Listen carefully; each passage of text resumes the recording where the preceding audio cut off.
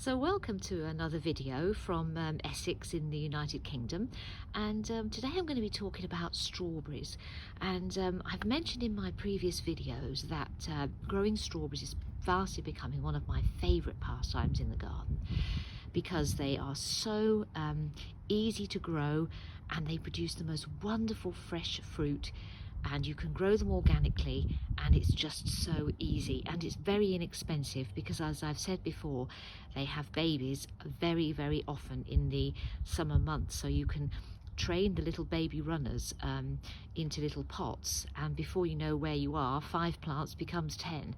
So it really is a wonderful thing to do. So today I'm just going to show you how the plants arrive when you buy them at this time of year from the mail order companies, and really what to do with them.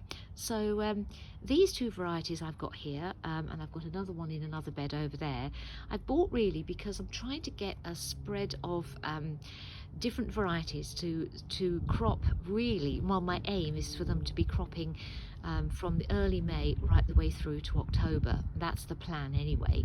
So these two particular varieties I've got here, one's called Malwina, and the others is, I'm just going to get this one up so you can see, and the others are called Fenella. And the thing about these is that these will probably not be cropping until August, September, and that's very important because in the past I've really veered away from growing strawberries because I used to think, well, they're okay, but they take up, space in the garden, and they're all over and done with by June, and that's the season. And really, I was looking for something that was going to be cropping much longer period of time. And then, of course, in the last few years, there's been more and more varieties coming onto the market that will span lots of different times of the year. And of course, we've got perpetual strawberries, which will crop several times a year. So I think the important thing is to just get going and get a few different varieties, so you've got a good start. So when they arrive, they look very sorry for themselves. In fact, they're nearly always just wrapped in a plastic bag. They're tied up with an elastic band. They look really terrible, and actually you think to yourself, gosh, these are useless. But honestly, within a few days they grow the most amazing leaves so quickly.